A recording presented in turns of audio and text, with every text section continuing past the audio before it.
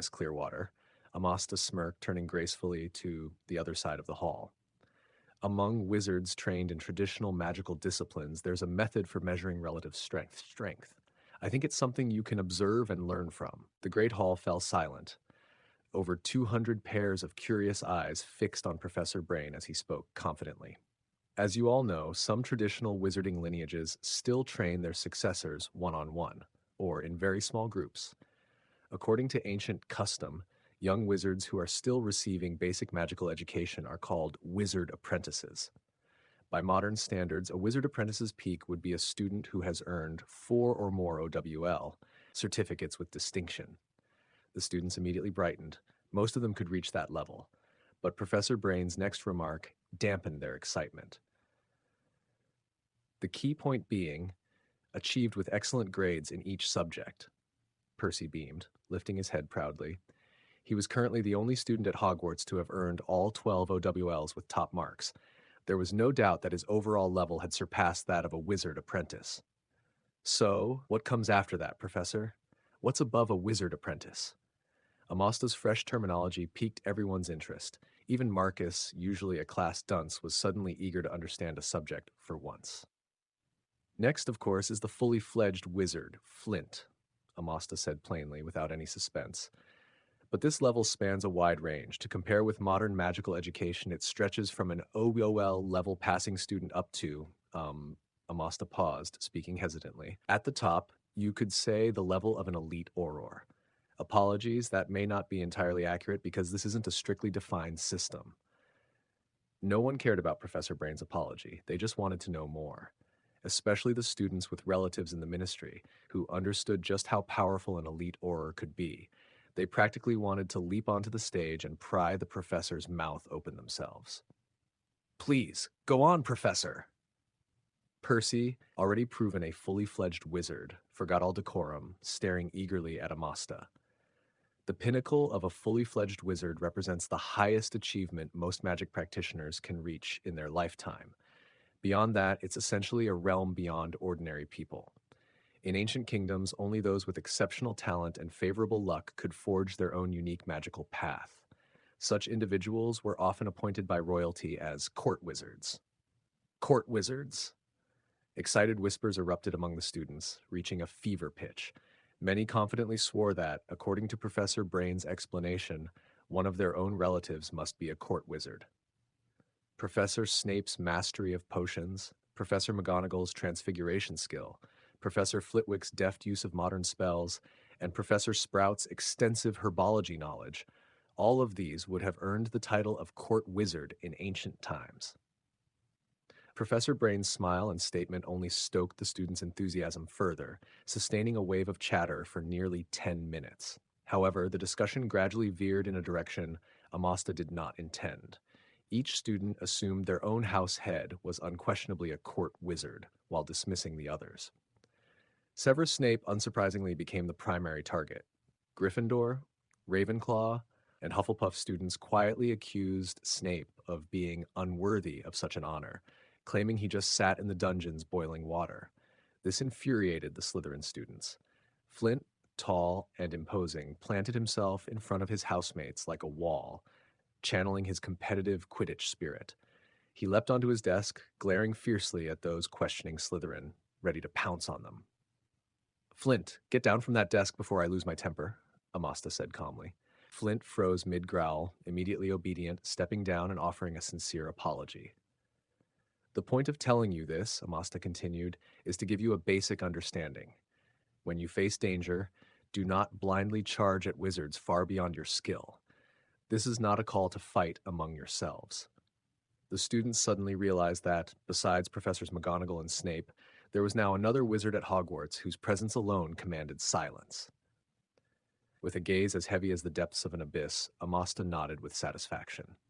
Now, I believe we should return to our previous topic, how to deal with a werewolf that goes berserk under a full moon. In truth, it's quite simple. All you need to do is... Professor Brain. At that moment, Miss Crivat, who had earlier asked if Amasta could defeat Dumbledore, raised her hand again. Any questions, Miss Crivat? Amasta asked as he walked over to the Ravenclaw students, smiling gently. He had already guessed what the inquisitive Ravenclaw intended to ask. You haven't finished yet, Professor Brain. During the chaos earlier, Penelope, who had been stepped on several times, was adorably bending down under her desk to rub her ankle while pouting slightly. Even Percy, deep in the Gryffindor ranks, seemed completely smitten. Apprentice wizards, full wizards, court wizards, and after that, Professor, is there more?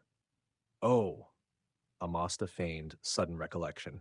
He smiled mysteriously at the students below, letting his gaze wander teasingly around the room, as if deliberately toying with them. Ah, yes, I almost forgot. There is indeed one more. Well, then just say it already. Amasta could practically read that thought in dozens of eyes. By now, the class bell had rung. The ceiling of the Great Hall vibrated under the combined footsteps of hundreds of students, and a few quick movers were already leaning over the second floor railing to peek down. Hurry up, Professor! Class is over. The students, no longer content to convey their urgency with looks alone, stood and began murmuring prompts to hurry him along. At that moment, the crowd on the second floor parted automatically, revealing a smiling, cheerful Albus Dumbledore descending the marble staircase. Saint. Amasta looked up and nodded to Dumbledore, who returned the gesture with a gentle smile. Chapter 49, Repercussions.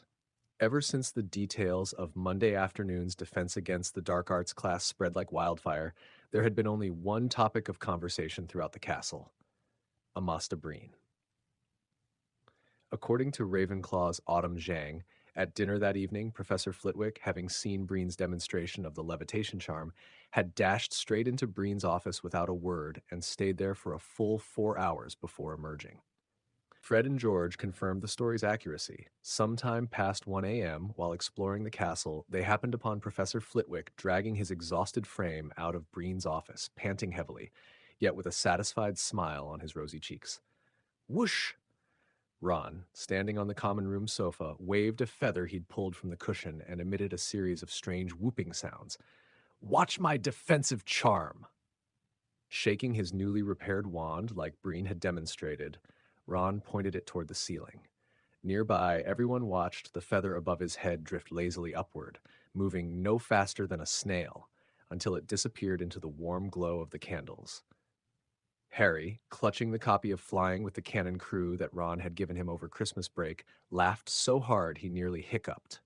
Ever since Professor Breen repaired Ron's wand in defense class and awarded him his first points of the term, Ron had completely forgotten the irritation he once felt about Breen monitoring every student with his strange alchemical devices. He had become Breen's devoted fan. To be fair, the sort of foolish antics Ron got up to were not uncommon in the castle. Malfoy had once practiced levitation on a stick during Transfiguration class, hoping it would fly into Harry's eye, only to have an infuriated Professor McGonagall dock him 20 points. It had to be said, Breen's skill in class was undeniably impressive. Even Harry had practiced the movements with his wand secretly in the dormitory when no one was around. If I could master Professor Breen's technique, Ron leaped down from the sofa, gazing up at the chandelier above, muttering in a half-dreamy voice, let's see who dares underestimate me next. First, I'll poke 1,000 holes in Percy's, then 2 right through Malfoy's face. If you really want to get all of this done, Ron, Hermione, leaning over the table, scribbling and sketching, spoke impatiently, then you should sit down and seriously study the spell model of this protective charm with me, instead of just waving your wand around randomly. Oh, come on. Why can't you tell me something I can do, Hermione? Ron's face fell immediately, frustrated at the harsh landing from his daydreams into reality. Having trouble, Hermione? Harry blinked his emerald eyes and smiled. Without the attacks in the Chamber of Secrets and without Lockhart's nonsense, he seemed genuinely happy every day. This is harder than anything, Harry. You can't even imagine what Professor Brain did to the levitation charm. Honestly, I thought this was some sort of advanced defense against the dark arts homework. Harry and Ron exchanged glances. Since knowing Hermione, they'd never heard her express dissatisfaction with any homework so clearly. I spent 4 whole days figuring out that the Canridi in Canridi Leviosa comes from the ancient runic phrase Curalad Canridi, the Titan blade. In this spell, it represents sharpness and indestructibility. Ancient runes? But isn't that a 3rd-year course? Neville, who had been eavesdropping, turned nervously at the mention. Well said, Neville, Hermione huffed, folding her arms but keeping her gaze on the messy spell model spread across the parchment. And the moo sound in the levitation charm model forms a circular structure. Its purpose is to limit the flow of magical energy, weakening the spell's effect. That's why Professor Brain removed it. So that means... Ron's eyes lit up as he leaned toward Hermione, pretending he could understand the complex model on the parchment. You can use the protective charm? It's not that simple, Ron. Hermione tapped her wand against the table for emphasis. I've only figured out Professor Brain's thought process when he modified the spell. That doesn't mean I can cast it. I don't have the magical control to manage a powerful dual-component spell that requires amplified energy input. Harry, Ron, and Neville looked at each other, realizing that the past 2 years of their magical education suddenly felt utterly inadequate. Hermione? Seeing her restless frustration, Harry hesitated, then tried to reassure her. Even if you can't cast it, it's fine. You've always been the top of your year. So far, no one's been able to fully understand Professor Brain's protective charm. What do you mean it's fine if I can't cast it, Harry? Hermione's eyes widened in shock, as if Harry had just said getting expelled was no big deal. This is our homework. But... Neville rubbed his chubby hands together, looking even more uneasy. Professor Brain's exact words were, "You can try studying the spell, and if anyone succeeds, I'll add 20 points. Oh, Neville, Hermione looked displeased. We can't slack off just because there's a loophole in what Professor Brain said. Ignore her, Neville. Our Miss Perfect has grand dreams of becoming a saint. The Weasley twins, just having pulled a prank in the crowd, strolled over arm in arm, bringing along their friend Lee Jordan, like the Quidditch commentator with a playful rap-like tone. Hermione, fuming, grabbed the pile of reference books on the table, snatched up her research, and marched straight toward the girls' dorms without looking back. You really shouldn't have upset her. Ron shrugged helplessly at his two older brothers. Now Harry and I have to finish our potions homework on our own. Oh, sorry. Are you okay? Hermione, racing up the spiral staircase too quickly, accidentally knocked someone over, sending the books in her arms fluttering to the floor. No, I'm fine. Ginny's face looked a little pale as she clutched the bulging pocket of her robes. She scrambled to her feet without even noticing who had bumped into her, ducked her head and darted off, leaving Hermione alone at the stairway, frowning as she watched Ginny's flustered retreat. In the dimly lit dormitory, Parvati and Lavender sat on a bed, giggling over Professor Lockhart's signed photograph. Soon, they were debating again who was more handsome, Professor Breen or Professor Lockhart, and which second-year girls had already received love letters. Hermione eavesdropped for a while, bored out of her mind. The magical lamp by the bed cast Hermione's thin shadow onto the wall across from her. She silently stared at it, thinking back to the Weasley twins' teasing joke and Ron's indifferent shrug as he left. For some reason, the early spring night felt colder than the dead of winter. Hermione wrapped her arms around her cup, her beautiful brown eyes misted over with a faint fog. The strong are always alone. Gazing at the faint stars outside, the thought stirred in the lonely young witch's heart. Chapter 50, Professor Lockhart's Little Secret. Because Professor Lockhart was lying in the school infirmary under Madame Pomfrey's careful attention, February 14th, Valentine's Day, passed without the ridiculous events of the original story. Still, the school had made some effort. Early that morning, students entering the Great Hall for breakfast were surprised to find pale gold ribbons draped around the hall, multicolored confetti drifting from the light blue ceiling, and a little Cupid with snowy wings stationed at the castle's front gate, smiling as he handed each passerby a bright red rose.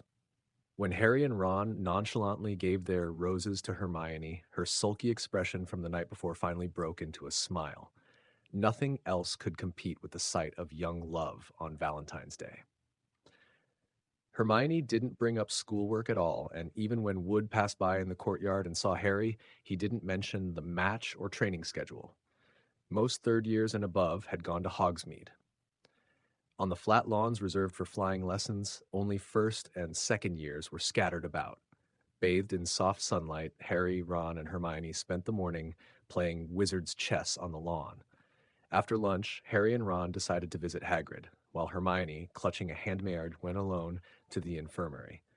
At 2 o'clock in the afternoon, she hurried to the third floor of the castle, knocking on a certain professor's office door. "Come in," a weary voice called from inside. Without hesitation, Hermione pushed the door open and stepped inside. In Lockhart's office, the portraits and photos that once lined the walls had been stacked in the corners. Professor Breen sat in Lockhart's chair, gazing out the window as owls swooped in, dropping letters with soft thuds.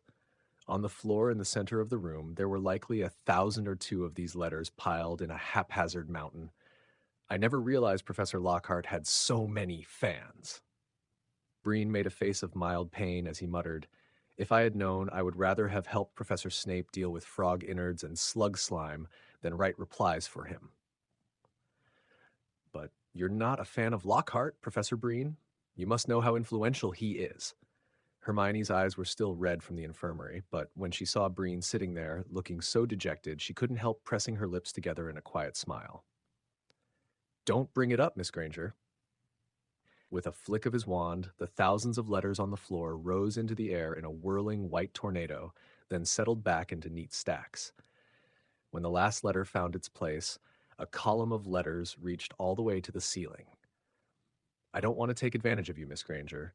Half for you, half for me. Hopefully, we'll manage to finish before dinner tomorrow." Amosta rubbed his swollen eyes, yawning after almost a whole night spent in the library's restricted section. And so the most tedious work began. Amosta and Hermione positioned themselves on opposite sides of the desk, tackling the pile of letters. Honestly, helping Lockhart reply to his fan mail ranked among the most boring tasks Amosta had encountered in years. The letters were all the same, either nauseating flattery, requests for signed photographs, or impatient pleas for more content. Each reply required barely 10 words, yet even that proved too much. An hour in, Amosta was already at his limit. Hermione, on the other hand, approached the task with a completely different attitude. To her, assisting Lockhart felt like a rare honor. She read every letter carefully and crafted each response with meticulous attention. Hours passed. 2 hours later, Hermione glanced back at the pile of letters, which had barely shrunk by a third.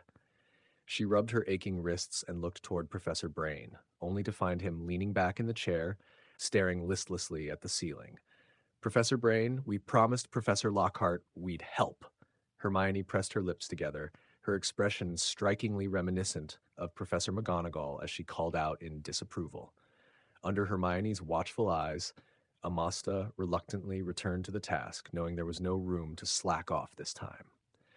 Hermione kept glancing at him every so often to make sure he was working, leaving him no chance to escape responsibility. Dinner was handled in the office. Amosta could have simply ordered the house elf to deliver the food to save time, but he chose to walk to the Great Hall himself, if only to steal a little extra rest. Professor Brain. During the meal, Hermione stopped focusing on the letters. She chewed her steak deliberately, her violet eyes flicking toward Brain in the soft candlelight. There was something about him that made her pulse quicken. "About what you said to me in the library last week." "Hmm?" Amosta kept his head down, dealing with his plate, responding only with a hum. Once he had swallowed, he looked toward Hermione, whose cheeks were tinged pink. "You've been thinking about it, Miss Granger?" Hermione stayed silent, uncertain how to describe the faint sense of loneliness stirring in her chest. After a long pause, under Amosta's gentle gaze, she hesitantly nodded. "Strength always comes with solitude, Miss Granger, but life itself is ultimately solitary. Aside from ideals and convictions, everyone and everything we encounter along the path toward our end can accompany us only for a time. Once you understand this, there's no need for hesitation." Amosta's calm words did little to soothe Hermione. If anything, they deepened her unease. After dinner, Amosta fully embraced a state of indifference. No matter how angrily Miss Granger glared at him, he slouched in his chair, aimlessly letting his gaze wander. Lockhart's desk was littered with books from various publishers. In the upper left corner lay his autobiographies, and beneath them manuscripts on memory magic and studies by ancient wizards, rare and precious works Amosta would have kept close if they were his own. But Lockhart tossed them around carelessly. Though tempted to examine them, Amosta forced himself to resist on principle. On the right side of the desk lay another thick stack of manuscripts. When Amasta first entered, he had glimpsed the top, Lockhart's unpublished book, A Year Living with the Somerset Giants. Ch, ch. Heavy reading. Bored, he picked it up. Compared to ancient wizard research, this was far less risky to handle. Candlelight flickered, the cool evening wind whispered against the glass, and the office was silent, except for the scratching of quills and the turning of pages. After some time, Hermione, still engrossed in her work, furrowed her brow, sensing an unexpected chill. She looked up, scanning the room, and finally noticed the source. The faint, cold smile tugging at the corner of Amasta's mouth as he examined the manuscript. Professor? Hesitant, Hermione finally asked, careful in her tone, "What are you reading?" Lockhart's new manuscript, Amasta replied. It chronicles his process of discovering this story. I have to admit, it's quite interesting. But wait, Lockhart's books are supposed to recount his personal experiences. Why use the word discovering? And peeking at Lockhart's private manuscripts without permission, isn't that a little improper, Professor? Before Hermione could ask further, Amasta set the manuscript down with a soft thud, his calm voice carrying an unmistakable authority. That's enough for today, Miss Granger. You should go rest. Watching Hermione, still confused as the door closed behind her, Amasta felt a flicker of sympathy. When the day came that Professor Lockhart's reputation lay in ruins, Miss Granger would likely be mortified that she had once admired such a despicable man. Amasta stood and swept his wand dramatically. Drawers under the desk snapped open, suitcases stacked against the wall sprang apart, and a torrent of hidden manuscripts soared toward him from every direction. Suspended in midair, the pages slowly turned, revealing secrets long buried, unspeakable, unforgivable deeds chronicled in meticulous detail. Humph. After scanning the manuscripts in passing, Amasta gave a low, cold snort. He turned to the framed portrait on the tea table. The wizard within no longer wore a bright, smiling face. Instead, he was huddled in a corner of the frame, eyes wide with terror, trembling violently. You've got some nerve, Professor Lockhart. I must admit, it's impressive. Amasta whispered, alone in the office, a faint wry smile playing on his lips. Chapter 51. The Notebook. Hermione couldn't understand why Professor Breen had that particular expression when he saw the unpublished manuscript of Lockhart's new book. Was it that the new work was underwhelming, disappointing Breen? The question lingered in her mind as she entered the Manor's lounge through the portrait of the fat lady, her confusion unresolved. It was already late, and the vast lounge was quiet, almost empty. Only Harry and Ron remained curled up on the soft sofa near the fireplace, half asleep, waiting, presumably for her. How could life feel lonely? Walking toward them, Hermione pursed her lips, the thought flickering in her mind. Why are you two still awake instead of in the dormitory? Although she knew the answer, Hermione raised an elegant eyebrow as she entered, her expression a delicate mixture of pride and teasing. What else? Ron mumbled, still groggy, rubbing his eyes as he sat up. Of course, we were worried you'd get lost in that delightfully absorbing work of yours and forget dinner. Startled awake by her voice, Harry and Ron blinked at her, sleepy and annoyed. Hermione seated herself opposite them, glancing at the table loaded with food. A faint, almost imperceptible smile touched her lips. She wasn't hungry, yet her heart felt warm. That's when her eyes caught something. A black notebook tucked beneath a few slices of toasted bread. Its worn cover suggested it had been around for a while. Ron, noticing her gaze, shrugged lightly and gave Harry a look, silently signaling him to explain. This afternoon, on the way back to the dorms, Ron and I passed the second floor and saw Myrtle throwing a tantrum in the bathroom. Curious, we went in, and that's when we found this notebook. It belongs to Tom Riddle. Harry emphasized this carefully, wanting Hermione to understand the gravity. Ron thought it might be dangerous and suggested I throw it away. Throw it away? Hermione, momentarily forgetting her fatigue, eagerly picked up the notebook and examined it inside and out. What nonsense are you talking, Ron? This could contain clues. Well, he certainly hid the clues cleverly enough, Ron replied. Maybe it's shy about being found. I really don't understand why you'd keep it, Harry. I want to know why someone would want to throw it away, Harry pondered. And I also really want to understand how Riddle managed to earn a special award for services to Hogwarts. Could be a lot of reasons, Harry, Ron said nonchalantly. Maybe he got 30 OWL certificates or saved a teacher from the giant squid's claw, or maybe he killed a Cornish pixie. Whatever it was, it must have pleased everyone. The three of them all knew that the Chamber of Secrets had opened 50 years ago, resulting in a student's death, with the culprit expelled. And Riddle, coincidentally, received the special award at that exact time. It didn't take much imagination to suspect a connection. Hermione had been flipping through her notebook for ages, but no matter what she tried, she couldn't get a single word to appear on the blank pages. In the end, she had to give up in frustration. Maybe we should leave this to Professor Brain or Headmaster Dumbledore. Wizards like them would surely be able to unlock the notebook's secrets, Hermione suggested, frowning thoughtfully. But to everyone's surprise, Harry strongly opposed the reasonable proposal. Not now, Hermione. People aren't talking about this much at school anymore. I don't want it to blow up again. If, and I mean if, that hair shows up and starts acting again, I'll make you hand it over to Professor Brain. In truth, it was mostly an excuse. Even Harry couldn't fully explain to himself why he hadn't just thrown the diary away. Over the next few days, despite knowing it was empty, he kept taking it out in private, hoping to discover something. A new week began, and February had officially entered its second half. The hottest topic at Hogwarts lately was the sudden appointment of Professor Brain as the Defense Against the Dark Arts teacher.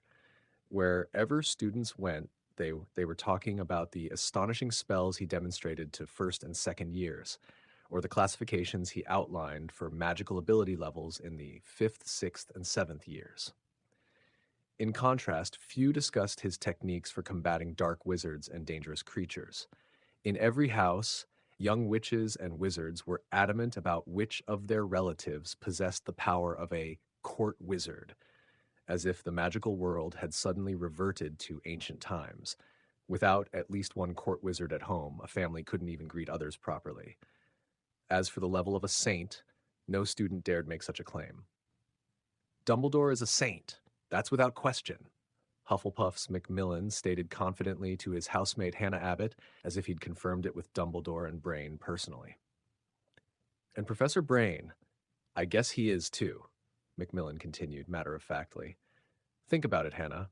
Ever since Professor Brain arrived at Hogwarts as an investigator, the Slytherin heir hasn't dared show up again. I'm guessing he just doesn't have the confidence to face two saints at once. Macmillan's theory was surprisingly popular among students. On Tuesday afternoon, the 3rd and 4th years finally had Brain's class for the first time due to schedule changes. Fred and George Weasley grinned mischievously and asked, "Professor Brain, are you a saint?" From the podium, Amosta's expression was half smile, half amusement. He hadn't expected such a quick chance for a little revenge. "So, Mr. Weasley, you two want to demonstrate how to defeat a saint for everyone?" Oh. The great hall erupted in cheers like waves crashing under a typhoon. Cedric Diggory, a 4th-year Hufflepuff, jumped onto a desk, shouting at the twins, "Show everyone what you're capable of, Weasleys. Step up and show your skills, Fred and George. Don't embarrass Gryffindor." Even some Gryffindor students joined in, laughing and slapping the twins on the shoulders. "This is totally revenge, Fred." As the twins shakily climbed onto the stage, George muttered through gritted teeth, "Brain definitely recognized us back in Hogsmeade last time." The showdown ended far faster than anyone expected. The moment they reached the stage, before Professor Brain could even announce the start, the twins exchanged a glance and immediately split, running in opposite directions to flank Amosta, one to the left, one to the right. "Ready, Fred?" George shouted. "Charged and ready, brother," Fred replied, his face set with determination. Amosta watched the two little troublemakers with an amused smile as they pulled 2 large dung-filled sacks from under their robes. Before they could even make a move, he flicked his wand. Bang! Bang! Bang! Hundreds of dung balls exploded simultaneously. The stench hit Fred and George full in the face, and they collapsed to the floor, shrieking in agony, Thorge, their miserable expressions, as if struck by a cruciatus curse. "Let's go down together, Professor." Yet, to no one's surprise, moments later, the twin brothers scrambled back to their feet, glaring at Professor Breen with fearless determination, charging forward once more. If such petty tricks could scare him, all his years in the wizarding underworld would have been wasted. Still smiling, unhurried, Amosta flicked his wrist. A red orb, about the size of a quaffle and crackling with crimson sparks, shot from the tip of his wand, hovering above his head. Whoosh, whoosh, whoosh. Before Fred and George could get within 10 feet, the orb exploded in a dazzling flash. Dozens of red beams shot out in every direction. The approaching Weasley twins each took 2 or 3 beams to the chest before rolling their eyes and collapsing unconscious. Stunning spell, group edition. Amasta looked down at the wide-eyed young witches and wizards and smiled. Excuse me, could someone kindly help carry these two to the infirmary? Chapter 52. Hagrid's Eight-Eyed Spider. In the wizarding world, strength speaks for itself. After Professor Breen effortlessly incapacitated Fred and George in class, his reputation soared past even Professors McGonagall and Snape. He became the wizard every young witch and wizard feared and admired. Just moments ago, when he appeared in the sixth-floor prefect's bathroom, it was as if a fierce dragon had entered. The prefects of each house huddled together in a corner of the bath, not daring to make a sound, while Amasta carried out his washing routine. Only after he had finished and sighed in mild exasperation did the bathroom's tense atmosphere relax. Why doesn't Professor Breen use the staff-only bathrooms? Oliver Wood collapsed into the water, bubbles clinging to his hair, glancing nervously at Percy, who had watched Amasta with reverent eyes the entire time. In truth, it wasn't Amasta showing off. He simply didn't know that the castle had a bathroom reserved for professors. When McGonagall arranged his office and living quarters, she hadn't mentioned it. Even this bathhouse was something he had discovered on his own during his school days. Later that evening, after cleaning up and changing into fresh robes, Amasta knocked on Dumbledore's office door and entered under the headmaster's eager gaze. I believe this is the first time you've voluntarily come to my office since returning to Hogwarts. Isn't it, Amasta? Dumbledore leaned on his hands behind the desk, looking at the slightly awkward smile on Amasta's face, his bright eyes reflecting quiet approval. Of course, Amasta thought. Why would I wander around your office for no reason? He was, after all, a man with a deep sense of insecurity, and Dumbledore, as the only wizard at Hogwarts capable of threatening his life, was someone he naturally kept a cautious distance from. Actually, it's like this, Headmaster Dumbledore. After exchanging a few polite greetings, Amasta slowly got to the point. According to the teaching schedule I've planned, Headmaster, I intend to have the students, based on their year-level abilities, begin attempting to face some magical creatures starting in March. I wanted to know your thoughts on this. You're the Defense Against the Dark Arts professor, Amasta. This is entirely within your authority. Dumbledore replied with a warm smile, showing his usual openness. Amasta clenched his fist under his nose, coughing lightly, his expression a little forced. The thing is, I feel it's better to run this past you first, given what I plan for them to face. 3 minutes later, after Amasta had fully explained his proposal, the previously relaxed expression on Dumbledore's face grew serious. He furrowed his brows, troubled. It is indeed a bold and dangerous plan, Amasta. You understand that the students' abilities are limited. This is truly the result of careful consideration on your part, correct? You won't nurture capable students in a comfortable cradle, Headmaster Dumbledore. I know the limits of the students' abilities, but precisely for that reason, courage and resolve in the face of danger are especially important. Since Professor McGonagall wishes to see tangible improvement, I believe a measured risk is acceptable. For someone as seasoned as Dumbledore, very little is truly new or unheard of. However, the misfortunes he had witnessed over a century of life had forged a careful, cautious nature. Yet in the end, he displayed his characteristic decisiveness. I will discuss this with Minerva. I'm confident she will understand. But Amasta, to ensure no accidents occur, I suggest you take Severus along during class. He is trustworthy. Amasta exhaled in relief, grateful for Dumbledore's support. Dumbledore hesitated a moment more before adding, as for the eight-eyed spiders you mentioned, I think you should speak with Hagrid first. Amasta paused, but quickly realized what Dumbledore meant. You mean those eight-eyed spiders are Hagrid's creatures in the Forbidden Forest? Dumbledore confirmed, and Amasta shook his head with a wry smile. I knew Hagrid had a penchant for enormous and dangerous magical creatures back when I was a student, but I never imagined he could even consider spiders hostile to wizards as pets. Truly astonishing. Perhaps it is his pure, untainted heart that allows Hagrid to earn the trust and affection of those creatures that share the world with wizards, Dumbledore said with his characteristic wisdom, smiling at Amasta, though he has certainly paid a considerable price for it. An hour later, Amasta stepped heavily out of Dumbledore's office, standing before the stone guardian at the doorway. The torchlight flickering on the walls cast shadows across his furrowed brow, highlighting his grave expression. Originally, he had only come to seek approval for the magical creatures he planned to use in class. He never expected to leave with such valuable information. Yes, Amasta had known Hagrid had been expelled from Hogwarts, but he never imagined that the reason was connected to the eight-eyed spiders Hagrid had encountered that Christmas during his 5th year.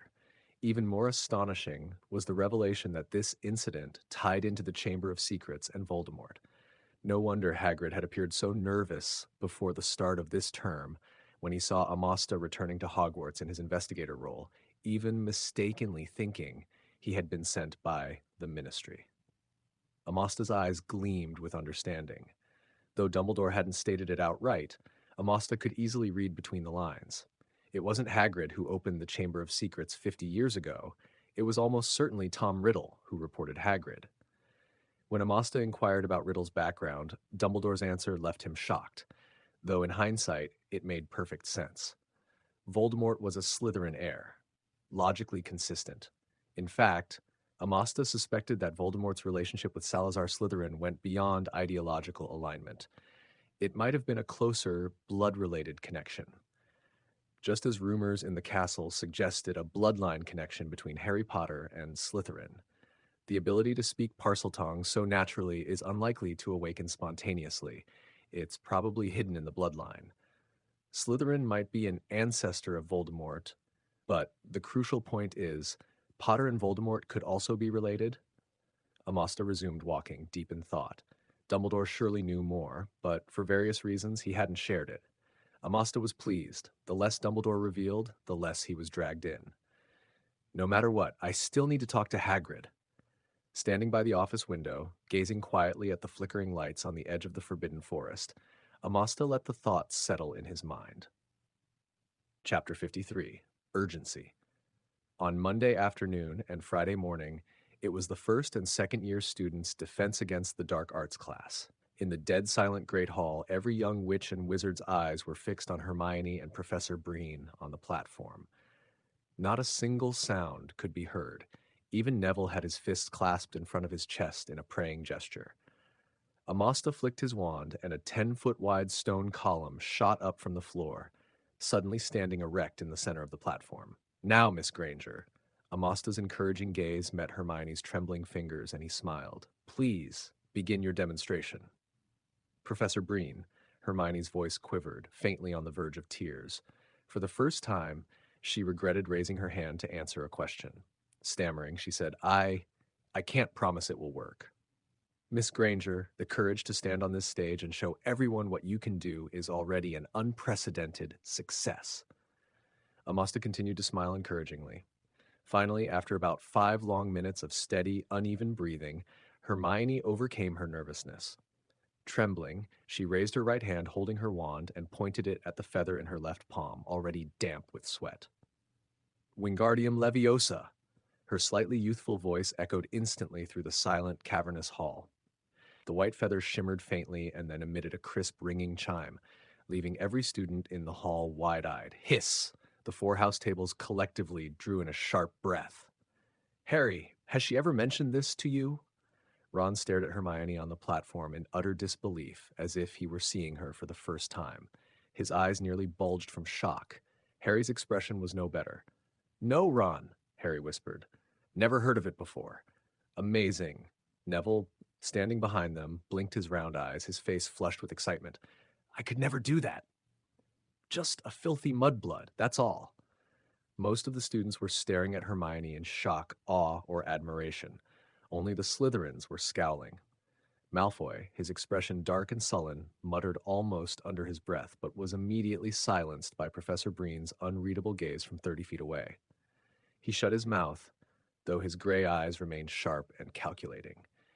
With Malfoy finally silenced, Amasta turned his attention back to Hermione, whose pale cheeks had flushed bright red.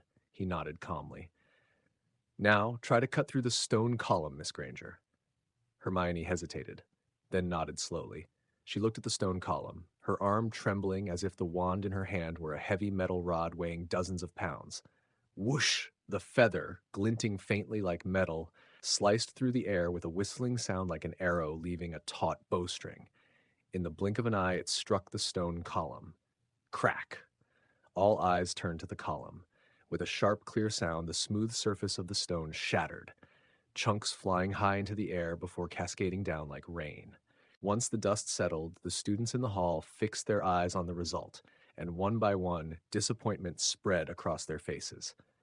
Sorry, Professor Brain. I failed. Hermione, who had seen the outcome before anyone else, bit her lower lip hard. Her brown eyes glistened, and she looked utterly disheartened, as if the blow had been more than she could bear. Amasta stepped forward to examine the scene carefully. Hermione's feather had shattered into tiny fragments, mingled with bits of stone, while the stone pillar he had conjured bore only a shallow dent on the surface, still a long way from breaking. It cannot truly be called a failure, Miss Granger, Amasta said, smiling gently as he pointed to the small pit. To successfully cast a protective charm, both abundant magical power and precise control are essential. These are exactly the skills younger students lack. I believe you've already grasped the essence of the spell. With consistent practice, and as your magic grows with age, one day you will be able to cast a complete protective charm. Hermione's imperfect attempt became the hottest topic of the day. Wherever she went on Friday, students stopped her to ask for tips on the spell. Even at lunch, Percy squeezed over, ignoring a disgruntled Ron, and asked her for guidance in a tone tinged with respect. For Hermione, this was the first time she truly tasted what it felt like to be famous. Don't get cocky, Hermione. You're still a long way from Professor Brain's level. That evening, as Hermione made her way to the library, having politely dealt with two third-year Ravenclaw upperclassmen, she reminded herself to stay cautious. But the faint smile tugging at her lips refused to hide. Night had fallen. Amasta sat in his office, idly playing with a vial of memories, occasionally glancing at the surveillance monitors on the opposite wall. In truth, his heavily funded, long-awaited surveillance wall was now essentially useless. Amasta was almost certain that as long as he remained at Hogwarts, the heir would not reappear. The remaining task was figuring out how to obtain the threads of information held by the main characters. Behind him, the flame on the voodoo doll candlestick had shrunk by half, the Crimson Dragon's blood gradually fading to pink. In a little over a month, it would lose all effectiveness. Before then, Amasta had to step down from his post as defense against the dark arts professor, or he would be forced to endure the Dark Lord's curses firsthand. On his desk lay the ancient magical research manuscript on memory he had taken from Lockhart. Amasta had been studying it for several days. Strictly speaking, this bordered on theft, something he would normally never do. But after learning what Lockhart had been up to, Amasta no longer felt the slightest guilt. Black against black. He'd done this before. Knock, knock, knock! The slightly urgent knocking jolted him from his thoughts. Hastily hiding everything in his office that shouldn't be seen, he rose and went to the door. Professor Snape and Mr. Malfoy, he greeted. Outside stood Snape, his expression unreadable, and Draco Malfoy, half hidden behind him. Amasta raised an eyebrow. Come in and speak, both of you. No need. Snape's black eyes shimmered faintly as he looked at Amasta, who had caused quite a stir around the castle these past days. Snape had long recognized that this quietly ambitious boy would one day achieve something astonishing, even when Amasta had still been a lower-year student. Yet he hadn't expected that day to arrive so soon. Even the most outstanding individuals, no matter how low-key, cannot hide the brilliance they emit. Snapey was almost certain that soon, the entire wizarding world would be astounded by this prodigy, perhaps even one day surpassing Albus Dumbledore himself. This child has something to discuss with you, but he doesn't dare come alone. Snape dismissed the ripple of emotion from his eyes, dragged Malfoy forward, and handed him over to Amasta. Without another word, Snape turned and left. May your life not be like mine, clinging to the remnants of light within memory while wandering in darkness. Snape silently wished as he strode away. Amasta, you should bask in the sunlight and shine with the brilliance that is truly yours. Chapter 54, Studious Malfoy. If I'm not mistaken, Mr. Malfoy, this should be the first time since the Christmas holidays that we're meeting alone, correct? After Professor Snape left, Amasta led Malfoy into his office. Glancing at Malfoy seated across from his desk, looking as though he were treading on thin ice, Amasta lowered his head and sipped at the steaming bitter tea in his cup. Since returning to Hogwarts, he had noticeably increased the frequency of his tea breaks.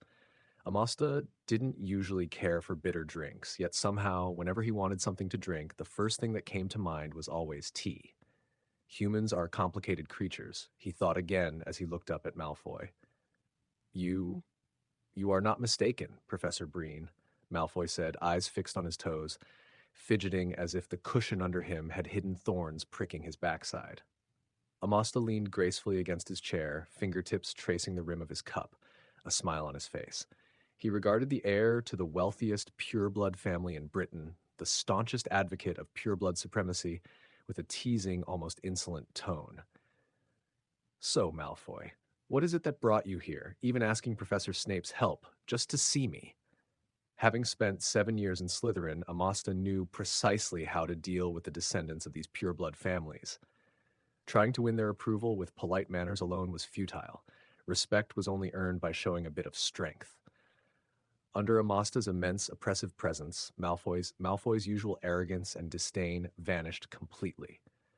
He sat obediently, much like Neville did under Snape's scrutiny, unable to move.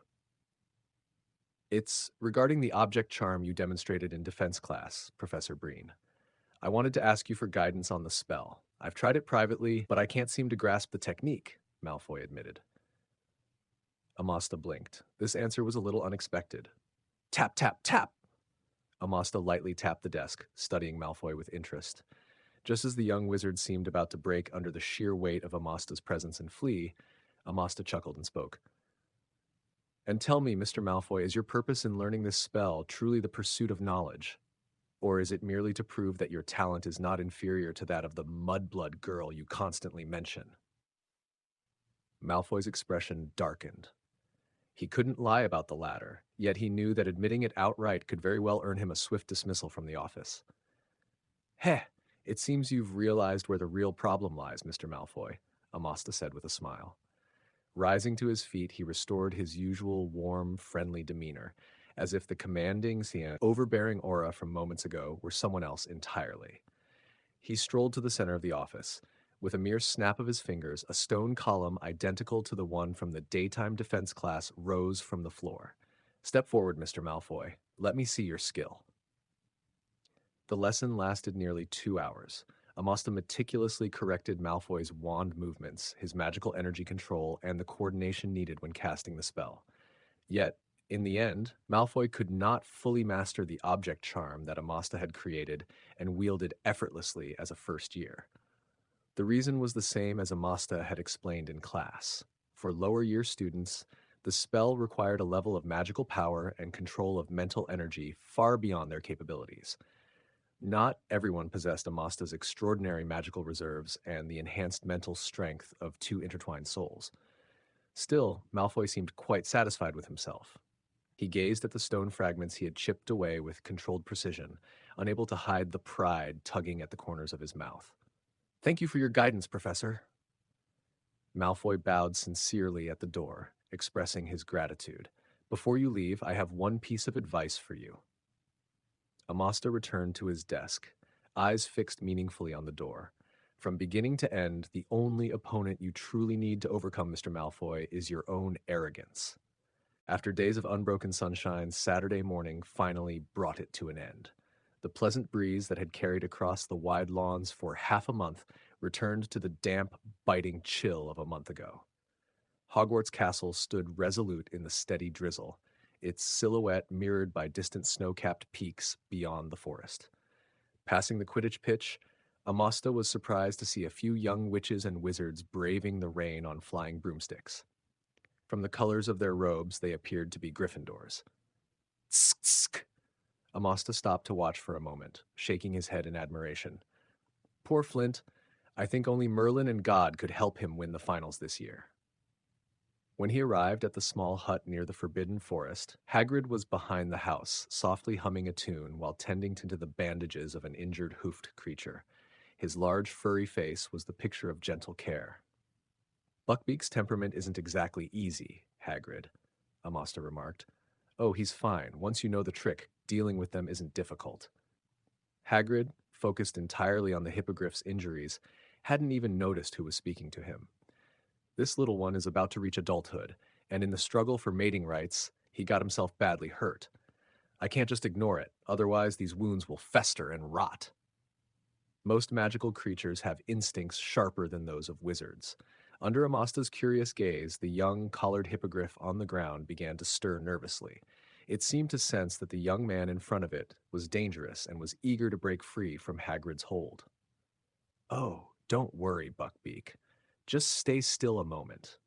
Could you hand me the scissors? Hagrid's enormous hand pressed gently against Buckbeak's neck. No matter how the hippogriff struggled, it didn't budge an inch. Thanks! Hagrid accepted the scissors from the young hand and muttered under his breath as he bent over the creature. You're welcome. Amasta smiled politely. Dumbledore had been right. Hagrid, likely carrying some giant blood, truly radiated a glow unlike that of ordinary men. The instant Hagrid released his grip, Buckbeak shot forward like an arrow from a bow, vanishing into the Forbidden Forest without looking back. Hagrid's face lit up with joy at the sight of the creature's boundless energy. Oh, looking lively, aren't we, you little rascal? I hope this experience doesn't scare you away from pursuing love. Cough, cough! Professor B, Professor Brain.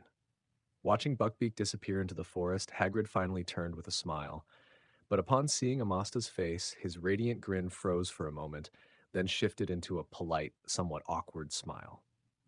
Ah, Professor Brain, you're here. I mean, what brings you here? Chapter 55, Aragog's Bad Temper. For Hagrid, Ministry investigators were frightening. They had the authority to send him back to Azkaban. Board of Governors investigators were just as troublesome because Amasta could represent the board in expelling him from Hogwarts. Though Hagrid trusted that Dumbledore would defend him, it was still a headache. Amasta and Hagrid trudged deeper into the Forbidden Forest. Though it was daytime, the dense canopy blocked most of the sunlight. The forest was dark, and Amasta had to light his wand to see the path ahead. The surroundings were silent. Even when listening closely, all that could be heard was the snapping of branches and the patter of rain on leaves, nothing else. Hagrid moved as if he knew the forest by heart. He leapt down from a slanted tree trunk, glanced around, then waved at Amasta, breathing heavily. This way, Professor Brain. For the next 10 minutes, they moved slowly and laboriously.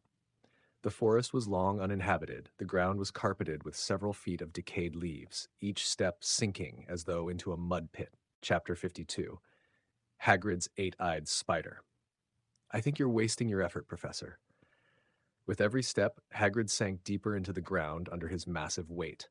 To avoid being swallowed entirely by the rotting leaves like quicksand, he had to grab onto the tree branches overhead while carefully inching forward. I've asked it countless times, Professor Breen, but it refuses to speak. All it says is that the creature in the castle is an ancient, terrifying species, a natural predator of spiders. Beyond that, it won't tell me anything. I doubt it would tell anyone else either. Let's give it a try, Hagrid. Unlike Hagrid's cumbersome progress, Amasta moved with elegance. He cast a spell on himself, reducing most of his weight, allowing him to glide forward almost effortlessly. I can't afford to miss a single clue. You should be prepared, Professor Breen. Aragog's temper has grown increasingly volatile in recent years, partly because he's too old to roam around freely. I can't guarantee I'll be able to calm his anger. That's not something you need to worry about, Hagrid. Sometimes. Amasta lightly leaped over a small puddle, giving Hagrid a supportive hand as he passed. My temper can be volatile, too. As the trees thinned and the ground began to slope downward, shadows the size of stone blocks stirred among the thorny undergrowth. Amasta knew they were nearing their destination. He stopped at the edge of a crater-like depression. Holding his wand alight with a soft glow, he looked down into the pit where sparse trees grew amidst hundreds, maybe thousands, of spiders. These were no fluffy little creatures. Each was as large as the eight-eyed spider he had previously captured. The moment Amasta appeared, the pit erupted with a cacophony of clacking, clicking sounds, echoing through the otherwise silent forest. Who's there? In the center of the pit, a massive, mist-shrouded, dome-shaped web trembled. Slowly, a spider as large as an African elephant emerged. Its body was black tinged with gray, unlike the others. Its grotesque head bore enormous fangs, and each eye was clouded with a white film, seemingly blind. Who dares disturb my slumber? Is it Hagrid? The colossal spider rasped, its voice sharp and grating like nails on a chalkboard. Click, click, click. A chorus of surrounding spiders responded in their unique language. Oh, a stranger has come, I see. My apologies, then, Aragog said, moving his fangs rapidly as he communicated his opinion. Children, what are you waiting for? Amasta's eyes narrowed as he observed the spiders, already reacting instinctively. He silently calculated how much venom he might be able to gather if things went further. Wait, Aragog, wait! Hagrid, covered in mud and panting heavily, finally arrived. It's me, it's Hagrid, Aragog. The great spider's fangs paused at the familiar voice, and its harsh tone softened slightly. Oh, Hagrid, it's you. I thought a stranger had invaded my territory. About the matter I mentioned before, those centaurs hunting my children, have you spoken to them? If they don't curb their actions, Hagrid, I'll have no choice but to retaliate. In fact, Aragog, I've heard a very different account from the centaurs themselves. They think, well, I'll check again for you, but today I've come with another matter to discuss. Hagrid moved like a guardian of the Forbidden Forest. Every intelligent magical creature, regardless of its feelings toward wizards, treated him with basic respect. Smaller spiders scuttled around the pit on their slender legs, restlessly passing messages to Aragog, whose eyes were clouded and blind. Hagrid? Aragog's voice, though having momentarily softened, now erupted in anger again. Its 8 cloudy eyes fixed on Amasta as it demanded, Did you bring others here, Hagrid? You promised you wouldn't do this. Amasta noted silently. This elder spider was not easy to reason with. He stood aside, quietly observing Hagrid as he negotiated with the formidable creature. Professor Brain is also the investigator sent by the Hogwarts Board of Governors to look into the Chamber of Secrets. He insists on speaking with you face to face, Aragog. I hope you. The Chamber of Secrets. Before Hagrid could finish, Aragog's mood flared instantly. With angry clicking and clattering, dozens of spiders swarmed from all directions, surrounding Amasta and Hagrid. They kept their distance a few dozen feet away, chittering and skittering in a tense formation. One command and they would strike immediately. I've told you countless times, Hagrid, we fear that creature. We will never speak its name to outsiders. If too many wizards learn of it, they will covet its power and use it to destroy us. Amasta couldn't help but smile at the logic. He then saw Hagrid shrug helplessly at him. You see, Professor Brain, this is how it is. You already know the outcome. If it had been willing to reveal that creature back then, perhaps I wouldn't have been expelled from Hogwarts. Don't give up so easily, Hagrid. Amasta took a couple of light steps forward, speaking calmly. Let me try speaking with it myself. Chapter 56, Amasta and Aragog's Bad Temper. Greetings, Aragog. My name is Amostar Brain. As Hagrid mentioned, I am a professor at Hogwarts, and I also... Leave my territory, stranger. Leave at once. I will tell you nothing. Amasta's introduction was abruptly cut off. Aragog lashed its massive legs, its low, threatening voice rumbling across the clearing. Because you are Hagrid's friend, I'll give you a chance to leave. The smaller spiders tens of feet away were barely restraining their bloodlust. They skittered closer, scratching the soil with their spindly legs. Their emerald eyes blinked rapidly, while their jagged mandibles clicked and opened in anticipation, as if already imagining the taste of human flesh near Hagrid. Amasta's eyelids flickered. His cheerful expression faded. Step back, Professor Brain, Hagrid said nervously. Aragog and its offspring don't like living humans. I haven't brought anyone here for decades. Amasta didn't move. Rare opportunities to witness the truth were not to be surrendered lightly. Honestly, he slightly regretted letting Hagrid bring him here. If he were alone, communication with these eight-eyed spiders might have been smoother. I respect you, Hagrid. Aragog circled in the semi-spherical web at the center of the pit. My children obey me and will never harm you, but it is difficult to keep them from enjoying a fresh human meal. Hagrid, if your friend does not leave soon, you may have to return to the castle alone.